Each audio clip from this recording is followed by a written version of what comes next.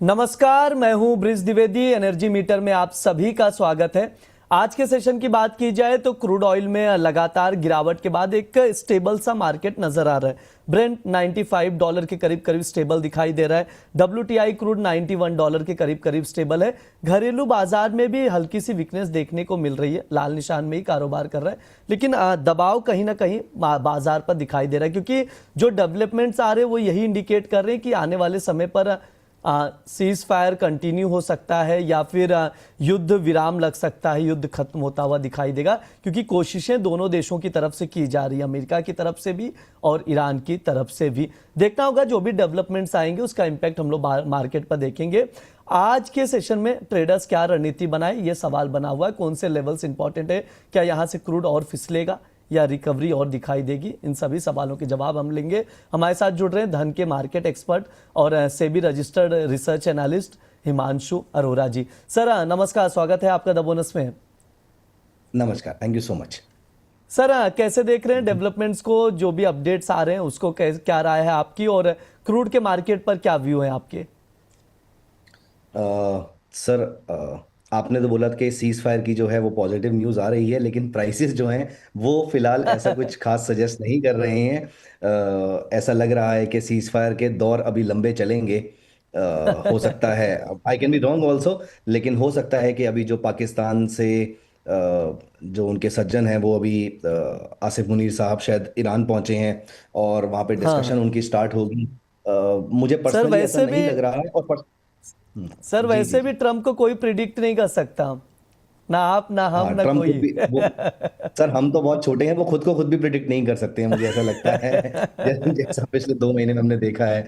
सो नहीं लगता है। I think he is just buying time for something. अब ये एक चिंता का विषय हो सकता है। अगर he is buying time for something तो ये हमारे लिए अच्छी न्यूज़ नहीं होगी। क्रूड के प्राइसेस उसकी वजह से ऊपर जा सकते हैं। और मैं ऐसा क्यों बोल रहा हूँ, देखिए मेरा पर्सनल कोई ओपिनियन नहीं है, ना ईरान को लेकर ना इसराइल को लेकर। वो जैसा करेंगे अपने कंट्री के लिए अच्छा करेंगे। लेकिन फिलहाल ऑयल प्राइसेस जो हैं उसने कोई भी एक मेजर लेवल ब्रीच नहीं किया है। ये मेरे लिए चिंता का विषय है, और चिंता का विषय इसलिए है क्योंकि अगर वो ऑयल प्राइसेस इंपॉर्टेंट लेवल को ब्रीच कर देता तो इसका मतलब ये था कि आपकी ग्लोबल ग्रोथ अच्छी जा सकती है, ऊपर जा सकती है।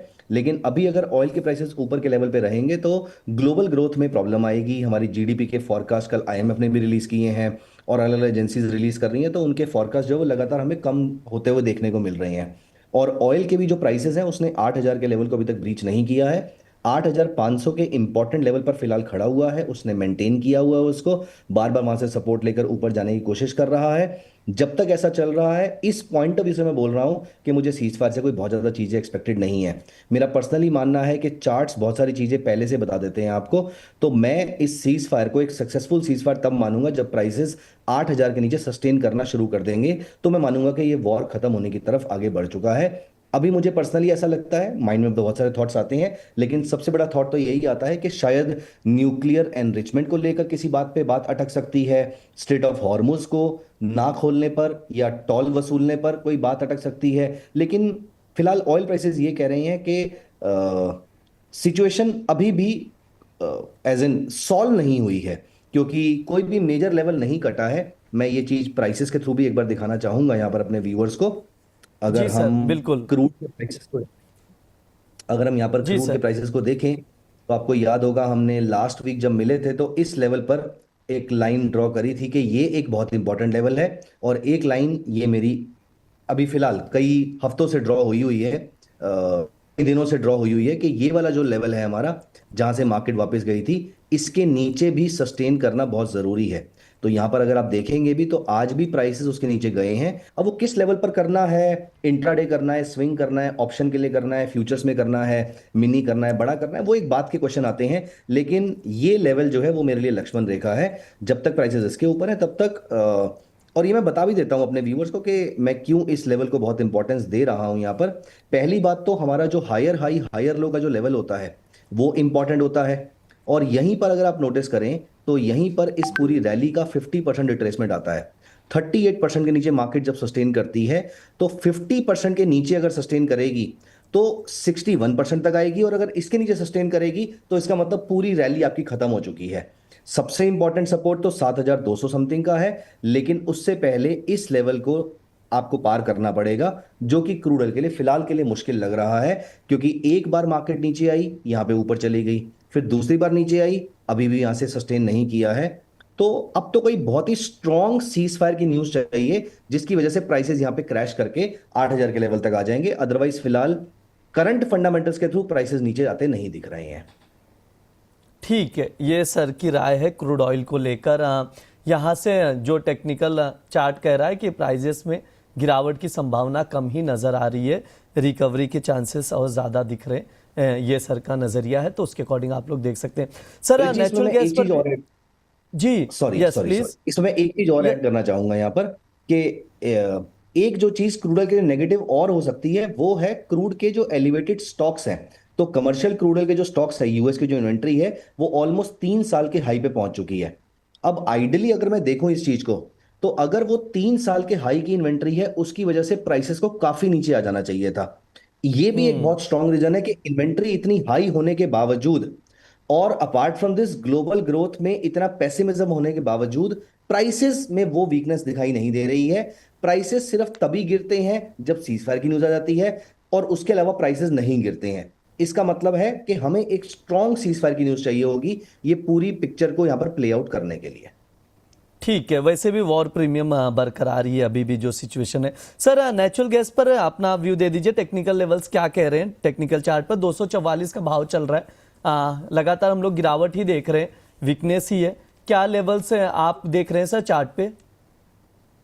जी, तो देखिए, एक तो यूएस और यूरोप में अनरीजनेबली वार्म वेदर है, तो जिसकी वजह से आपकी नेचुरल गैस की डिमांड आइडली बिल्ड होनी चाहिए, क्योंकि आपकी एसीज में उसकी कूलिंग की रिक्वायरमेंट होगी। लेकिन अभी तक के लिए वो डिमांड चार्ट्स पे नजर नहीं आई है। लेकिन अगर टेक्निकल्स की अगर हम बात माने, सिर्फ टेक्निकल्स को अगर हम देखें, तो यहां पर नेचुरल गैस एक बहुत ही इंपॉर्टेंट लेवल पे खड़ी हुई है। आज नहीं तो कल यहां पर, और मैं यहां पर अपने व्यूअर्स को बोलूंगा कि प्लीज सिर्फ इस स्टेटमेंट को रिकमेंडेशन मत मानिएगा।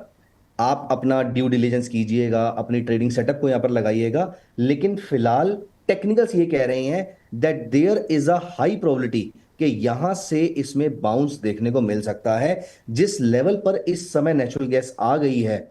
और सबसे इंपॉर्टेंट चीज यहां पर यह है, आप यहां पर अगर नोटिस करेंगे, जब ये प्राइसेस यहां से गिरने शुरू हुए, तो धीरे धीरे आपकी जो वीकनेस है वो वीक होती जा रही है। एज इन आपका वॉल्यूम जो है वो यहां से कम होता जा रहा है। जो मार्केट नीचे आ रही है वो कम वॉल्यूम के साथ आ रही है। इसका मतलब ये है, यहां पर बड़ा सीधा सीधा सा एक एक जो रीजनिंग बनती है इसकी, वो ये है कि मार्केट इस लेवल के आसपास सपोर्ट ले सकती है। तो अभी तो फिर सिर्फ ये होप मैं कहलाऊंगा, क्योंकि टेक्निकल चार्ट्स पे कहीं पे नजर नहीं आ रहा है। अगर टेक्निकल चार्ट्स में मुझे यहां पर बाय सिग्नल देखने को मिलेगा, तो मैं एग्रेसिवली एग्जीक्यूट करूंगा। और अगर मुझे यहां पर सेल सिग्नल देखने को मिलेगा, तो मैं बहुत ही कंजर्वेटिवली छोटी पोजीशन यहां पर क्रिएट करूंगा। कह सकते हैं कि अगर मैं फॉर एग्जाम्पल अगर मैं ऑप्शन का ट्रेडर हूं, तो नेचुरल गैस में अगर मुझे यहां पर सेल देखने को मिलेगा, तो शायद मैं एक पुट खरीदूंगा। लेकिन अगर बाय देखने को मिलेगा, तो मैं यहां से 2, 3 या 4 कॉलें खरीद सकता हूं। And same goes with the future contracts also. ठीक है, ये सर की राय है नेचुरल गैस को लेकर, तो उसके अकॉर्डिंग आप लोग देख सकते हैं। 244 का अभी भाव चल रहा है। सर समय भी हो चुका है ओवरऑल देखा जाए शो का। डिस्क्लेमर दे दीजिए सर प्लीज। जी, मैंने जितनी भी बातें यहाँ पर आपसे करी हैं, मैंने बार बार यही चीज बोली है कि प्लीज मेक श्योर कि आप किसी सेबी रजिस्टर्ड रिसर्च एनालिस्ट से आप सर्विसेज लेकर उनकी रिकमेंडेशंस को फॉलो कीजिए, प्रॉपर स्टॉप लॉस के साथ, प्रॉपर टारगेट के साथ। मैंने मेरी नेचुरल गैस में और क्रूड ऑयल में कोई भी पोजीशन नहीं है। ये सारी बातें मैंने टेक्निकल एनालिसिस समझाने के पॉइंट ऑफ व्यू से, एजुकेशनल पॉइंट ऑफ व्यू से आपके साथ डिस्कस करी है। जी सर, बहुत बहुत शुक्रिया सर आज की चर्चा में जुड़ने के लिए। Thank you so much, thank you. ये हमारा एनर्जी मीटर शो है। इस दौरान तमाम एनर्जी कमोडिटीज पर बातचीत की जाती है। स्पेशली हमारा फोकस क्रूड ऑयल और नेचुरल गैस पर होता है। उसके फंडामेंटल्स बताए जाते हैं, टेक्निकल लेवल समझाए जाते हैं, जिन पर आप लोग नज़र बनाकर चल सकते हैं। साथ ही आप लोगों को बता दूं, अगर आप कमोडिटी में ट्रेडिंग करते हैं या ट्रेडिंग करना चाहते हैं, तो धन ऐप का इस्तेमाल कर सकते हैं। टेक्निकल चार्ट और कई सारी फैसिलिटीज़ है जिसका फ़ायदा आप लोग उठा सकते हैं। लिंक डिस्क्रिप्शन बॉक्स और चैट बॉक्स में दिया गया, वहाँ जाकर आप धन ऐप डाउनलोड कर सकते हैं। फिलहाल के लिए शो में इतना ही। आप लोग बने रहिए द बोनस के साथ। धन्यवाद।